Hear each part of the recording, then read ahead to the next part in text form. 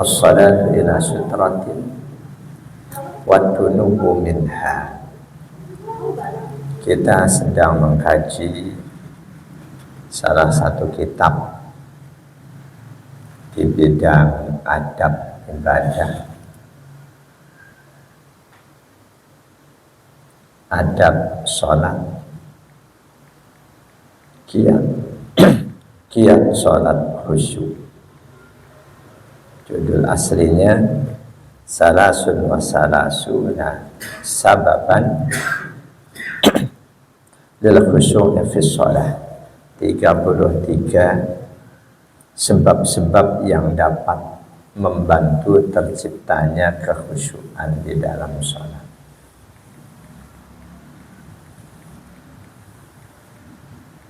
Sebab pendukung yang ke-8, as-salatu ila sutratin wa dunuwu minha. Salat menghadap ke pembatas salat, sutra. Minal umuril mufidati li tahsiril khusyu'i fi salati al-ihtimamu bis sutra was salatu ilaiha. Di antara perkara yang berfaedah untuk dihasilkannya khusyuk dalam sholat adalah al-ihtimam bis-sutrah, menempatkan pembatas di depan sholat kita. Was-salatu ilaiha, serta kita sholat menghadap ke pembatas itu. Karena itu ketika ruangan kosong depan dekat tembok itu lebih baik dibanding sholat di belakang. Fungsi lain dari sutra untuk supaya orang lain tidak terhalang melewati kita. Kalau kita nggak pakai pembatas, maka di depan kita nggak boleh dilewati. Kalau ada orang melewati orang sholat, itu sangat-sangat tidak baik. Bahkan nanti kita tahu hadisnya, kita sholat kalau ada orang lewat depan kita disuruh cegat dia. Kalau tetap dia maksa mau lewat, pukul. Bahkan bahasa Rasul, bunuh. Dia itu setan. Nah itu anak kecil, mau lewat depan orang sholat, kasih tahu, jangan lewat depan orang sholat. Nggak boleh. Walaupun anak kecil belum ada hukum, sedini mungkin pembelajaran kepada mereka kita berikan. Nah ketika kita sudah pakai pembatas sutra, orang lewat di luar pembatas itu nggak masalah.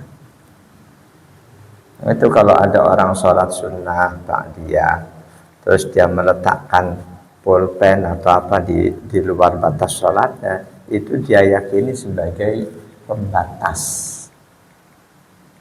Rasul kalau sholat di tempat terbuka, tongkat pendek beliau akan ditancapkan di depan sebagai pembatas. Keberadaan sutrah itu pembatas, fa inna dzalika aqsaru linadhil musalli. Sesungguhnya keberadaan sutrah itu dapat membatasi jarak pandang orang yang sholat. Kita ngerjain sholat kok pandangan kita bebas keliaran kemana-mana, yakin sulit untuk khusyuk. Karena itu dalam sholat diperintahkan oleh Rasul untuk menjaga pandangan fokus di tempat sujud, tidak pandang kemana-mana. Meskipun kita sholat di pelataran Ka'bah, tidak boleh sholat menghadap ke depan ke Ka'bah, nggak boleh. Walaupun tidak bolehnya nggak sampai tingkatan haram, makruh.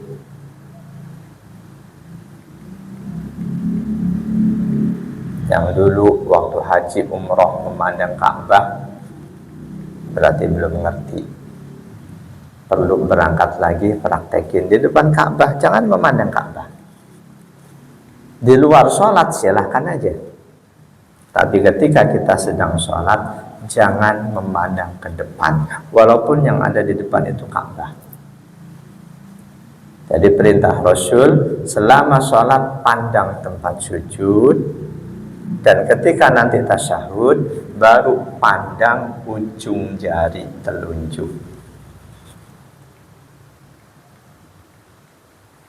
Imam Al-Baihaqi meriwayatkan hadis an Anas bin Malik radhiyallahu anhu. Qala, dari sahabat Anas bin Malik radhiyallahu anhu, beliau berkata, qala li Rasulullah sallallahu alaihi wasallam. Rasulullah sallallahu alaihi wasallam pernah memberikan wejangan kepadaku, kata sahabat Anas.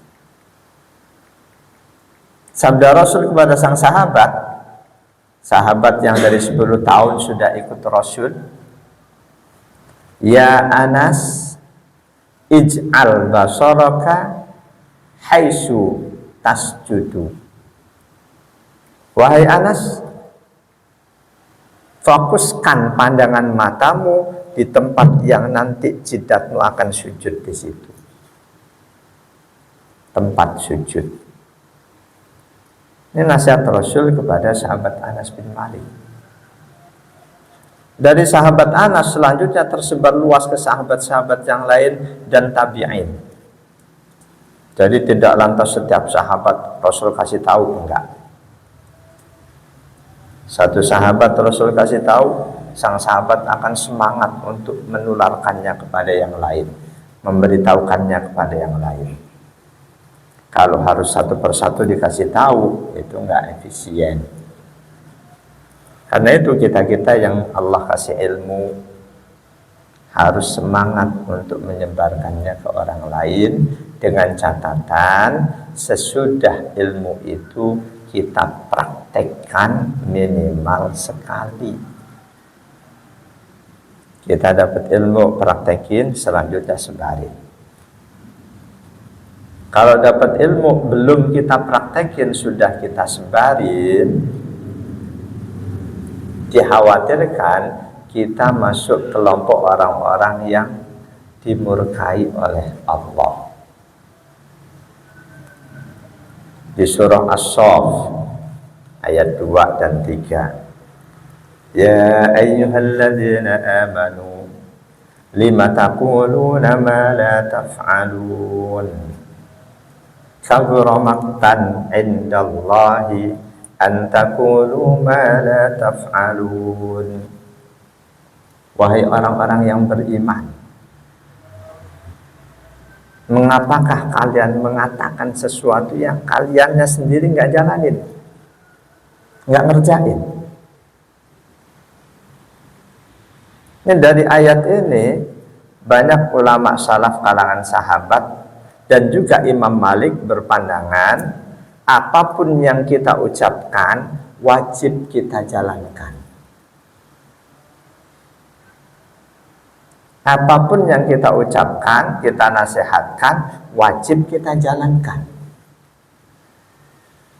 Bahkan Imam Malik sampai ngasih contoh, misal kita ngelihat ada anak muda udah umur belum nikah, kita ngomong, kalau kamu nikah tiap bulan nanti aku kasih sekian. Nikah bener, wajib kita ngasih dia tiap bulan selama dia masih dalam kehidupan pernikahannya. Ini Imam Malik. Bahkan seringkali rumah tangga demi melarang anaknya melakukan sesuatu, orang tua kadang janjiin sesuatu. Pernah terjadi di masa Rasul bertamu ke rumah seorang sahabat. Pada saat itu sang sahabat ini masih kanak-kanak. Datang Rasul bertamu, sang sahabat ini yang masih anak-anak justru pergi untuk main sama teman-temannya. Mamanya dipanggil, ya Abdullah ta'al, Otik, Abdullah sini jangan pergi, mama kasih sesuatu nih. Oleh Rasul, sang ibu ditanya, memang kamu mau ngasih apa ke anakmu? Ibu menjawab, aku mau kasih korma. Kalau kamu cuma ngomong tapi kamu nggak benar-benar ngasih, kamu pendusta.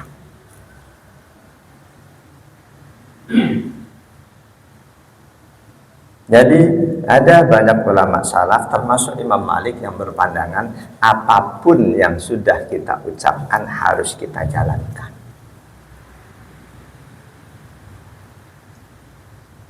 Kita nyampein nasihat baik kepada seseorang, tapi kitanya sendiri belum jalanin. Itu di As-Saff ayat 2 tadi.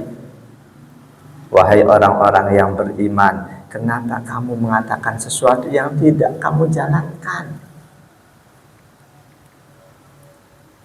Selanjutnya, para ulama yang berpandangan apapun yang kita ucapkan wajib kita jalankan, menambah dalil wajibnya itu dengan hadis-hadis berkaitan dengan orang munafik. Salah satu sifat orang munafik, omongan sama perbuatan berbeda. Ngomong begini, perbuatannya begitu. Kita nyuruh orang berbuat baik, kitanya nggak baik. Ini termasuk tanda munafik.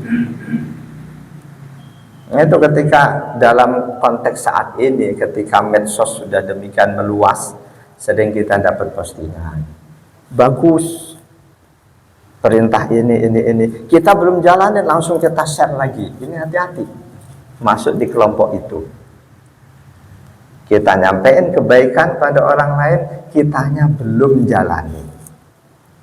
Ancaman Allah apa di ayat 3-nya? Kabura maqtan indallahi an taqulu ma la taf'alun.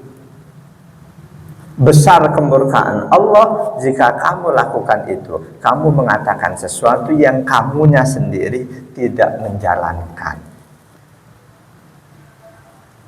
Misal kita dapat postingan tentang apa untuk kesehatan, ternyata resepnya sederhana.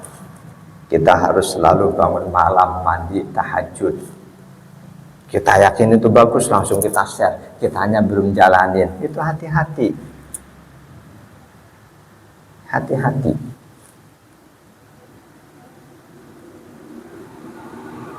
Jamaah dan Allah ma'ayakum ajma'in. Jadi adanya sutra pembatas sholat itu untuk membatasi area pandang kita, sekaligus untuk memperkuat hadis Rasul yang lain. Tadi nasihat Rasul kepada sahabat Anas bin Malik, wahai Anas, fokuskan arah pandang matamu dalam sholat di tempat sujudmu. Bagaimana kalau faktanya banyak orang sholat matanya keliling, pandangannya ke depan, kanan kiri, kadang ke atas? Apa hukumnya? Haram apa makruh? Makruh aja. Jangan terlalu gampang, sebentar haram, sebentar haram. Makruh. Dan memang seluruh ulama berpandangan sama. Sholat mata jelalatan makruh.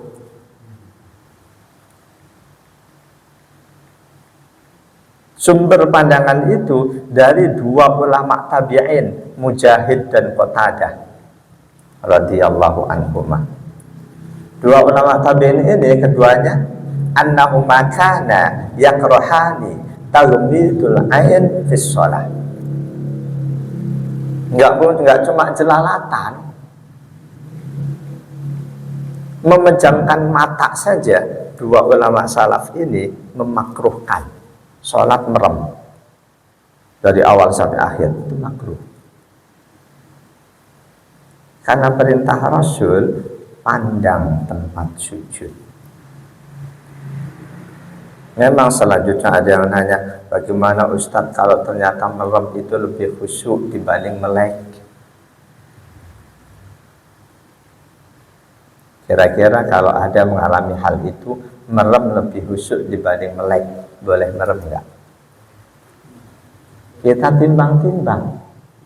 Merem hukumnya makruh, khusyuk hukumnya wajib. Demi kewajiban enggak apa-apa makruh diterjang. Tapi lebih baik lagi, demi kewajiban sunnah jalanin. Kita tetap khusyuk dengan memandang tempat sujud, itu yang terbaik. Kalau awalnya dari sebelum ngaji udah kebiasaan merem, belajar untuk bisa memandang tempat sujud tetap khusyuk sebagaimana khusyuknya kita ketika merem.